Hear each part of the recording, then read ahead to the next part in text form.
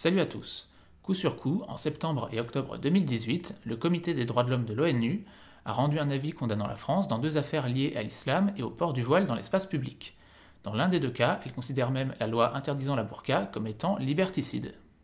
Ce que nous percevons comme un signe d'aliénation de la femme est considéré par l'ONU comme une liberté religieuse.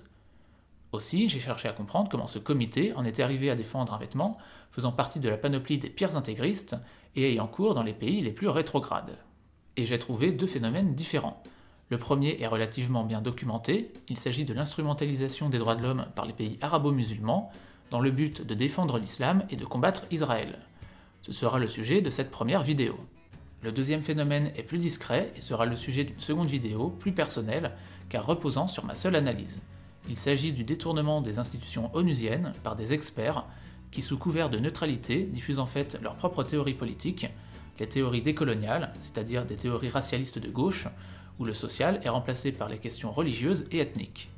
Aujourd'hui, je vous propose donc une petite synthèse de l'instrumentalisation de l'antiracisme et des droits de l'homme par certains pays musulmans. Tout d'abord, il faut bien comprendre que l'ONU, c'est un peu la zone au niveau des droits de l'homme. Vous avez un conseil, où les pays sont représentés par zone géographique. Certains États sont membres du conseil juste pour éviter d'être la cible d'enquête, comme la Chine ou l'Arabie. Vous avez un comité où travaillent des experts dits indépendants, mais dont les candidatures sont proposées par les États membres, et vous avez le Haut Commissariat qui chapeaute le tout au quotidien et qui de fait est mu par une volonté propre, défendre sa vision des droits de l'homme. En plus de tout ça, vous avez aussi l'Assemblée Générale de l'ONU qui peut prendre position. Tout ce petit monde produit des rapports, vote des résolutions condamnant tel ou tel, donnant des orientations, etc. D'abord, brièvement, la question israélienne. Battue militairement deux fois en 1967 et 1973, les pays arabes vont, dès les années 70, se tourner vers un combat symbolique, faire condamner Israël moralement à l'ONU. Leur première victoire est l'adoption en 1975 de la résolution 3379. Cette motion, portée par les pays arabes et soutenue par ses alliés soviétiques et les ex-colonies, dénonce l'Afrique du Sud et Israël comme étant des États racistes, mettant le sionisme, le nationalisme juif, au même niveau que la pratique de l'apartheid. Depuis le vote de cette motion 3379, qui finira par être abrogée en 1991, l'ONU est un instrument privilégié des pays arabo-musulmans dans leur lutte contre Israël. Il est impossible de donner des chiffres précis, mais la question israélo-palestinienne mobilisera une part importante des organes chargés des droits de l'homme. Une spécialiste ayant travaillé pour l'ONU estime qu'en 30 ans, 15% du temps de réunion de la Commission des droits de l'homme et un tiers des motions ciblant un pays sont dirigées contre Israël. Le secrétaire général de l'ONU de l'époque, Kofi Annan, reconnaîtra lui-même les dérives de la Commission. Dans les années 2000, entre cette fixette sur Israël et son rôle de bouclier pour les pays dictatoriaux, il devient flagrant que la Commission est complètement dévoyée. Aussi, l'ONU fait table rase, et en 2006, elle est remplacée par le Conseil des droits de l'homme. Seul gros changement réel, on passe de 53 à 47 membres représentants. Pour le reste, rien ne change. L'autre grande question entraînant une instrumentalisation des droits de l'homme par les pays arabo-musulmans, c'est l'islam. À partir de la fin des années 90, sous prétexte de vouloir protéger la liberté religieuse, les pays musulmans, regroupés au sein de l'OCI, l'organisation de la conférence islamique, vont tenter de faire condamner toute critique de l'islam à travers les notions d'islamophobie et de blasphème, rebaptisées pour l'occasion diffamation des religions et apparentées à une forme de racisme. D'ailleurs, petite parenthèse sur l'OCI. Cette organisation, regroupant 57 pays musulmans, n'est pas juste une association de pays ayant un fond culturel commun. Son but est de défendre et de promouvoir l'islam. L'organisation a adopté une déclaration des droits de l'homme en islam qui lui sert de boussole et de contre-texte à la déclaration universelle. Droits de l'homme bien différents des nôtres, puisque la référence en termes de loi est la charia, ce qui donne des choses assez exotiques. Reconnaissance de la servitude vis-à-vis de Dieu, limitation de la liberté si elle va contre la charia, primauté de l'homme, etc. Cette organisation, clairement, porte une vision du monde complètement opposée à celle de l'Occident.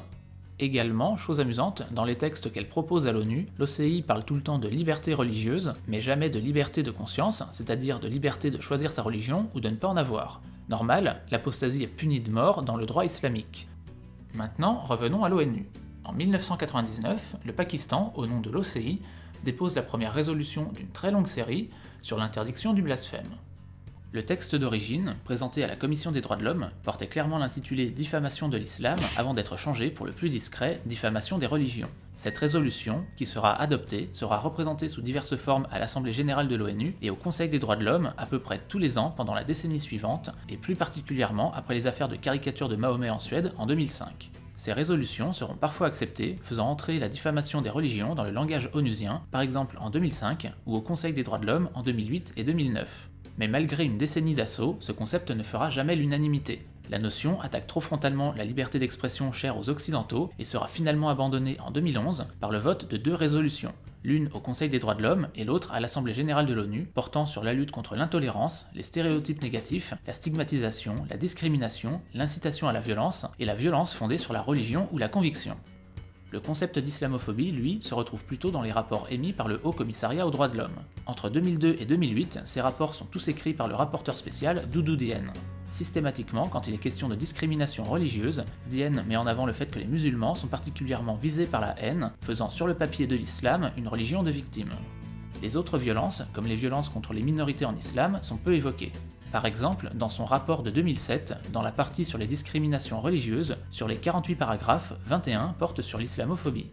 Martelé rapport après rapport, le terme va finir par entrer dans le langage onusien. Mais il n'y a pas que Diène.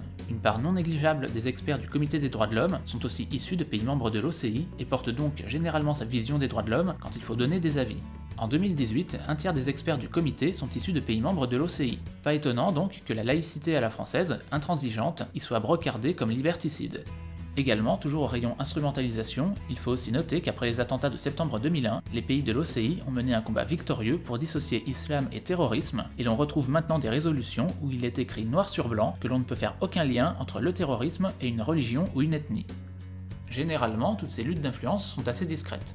Tout se joue dans le feutré des réunions de l'ONU, mais parfois, il arrive que ces guerres éclatent au grand jour, comme ça a été le cas lors de 2 conférences, organisées par le Haut Commissariat aux droits de l'homme portant sur le racisme, conférences dites Durban 1 et 2. La première réunion a eu lieu en 2001 à Durban, en Afrique du Sud. Le forum étatique va être le lieu d'affrontement entre l'OCI et les pays occidentaux. Les pays arabes y poussent, en vain, à un rétablissement de la résolution 3379, assimilant le sionisme à un racisme. À côté de ça, il y aura des demandes d'excuses et de réparation pour l'esclavage et la colonisation, le texte final mentionnant l'esclavage européen et uniquement lui, oubliant que l'esclavage est un fait universel, ayant eu aussi cours dans d'autres civilisations, comme la civilisation arabo-musulmane. Au final, la conférence de Durban, très tiers-mondiste, laissera un goût amer aux pays occidentaux. En 2009, la conférence Durban 2, qui a eu lieu à Genève, sera du même acabit. Les documents préparatoires stigmatisaient Israël, cité 5 fois, seul pays nommément cité, comportaient encore des demandes de réparation pour l'esclavage et comportaient une partie sur la diffamation des religions. Bref, au final, les positions de l'OCI et de l'Occident traduisent un conflit de civilisation qui porte sur la place de la religion, mais aussi sur la définition des droits de l'homme. Les concepts portés par l'OCI tendent à modifier notre compréhension de ces droits. À la base, ce sont des droits attachés à l'individu, mais l'interprétation islamique tend à les attacher à des communautés et à des concepts. Reconnaître la diffamation des religions comme un racisme revient à utiliser les droits de l'homme pour protéger une idée et non un individu, ce qui serait une première. En tout cas, depuis 2011, les pays de l'OCI ont globalement arrêté d'essayer de faire passer des concepts pro-islamiques dans les déclarations de l'ONU. Le concept d'islamophobie de toute façon est entré dans les têtes via les rapports et est porté par certains experts qui interprètent le droit international de la façon voulue par l'OCI. Quelque part, les pays musulmans ont gagné le combat en contournant la discussion interétatique. Il faut dire qu'ils ont aussi trouvé des alliés dans certains secteurs du Haut Commissariat aux droits de l'homme, parmi les experts censés être indépendants. Mais ça, on verra ça dans une prochaine vidéo. D'ici là, je vous dis portez-vous bien, et à la prochaine.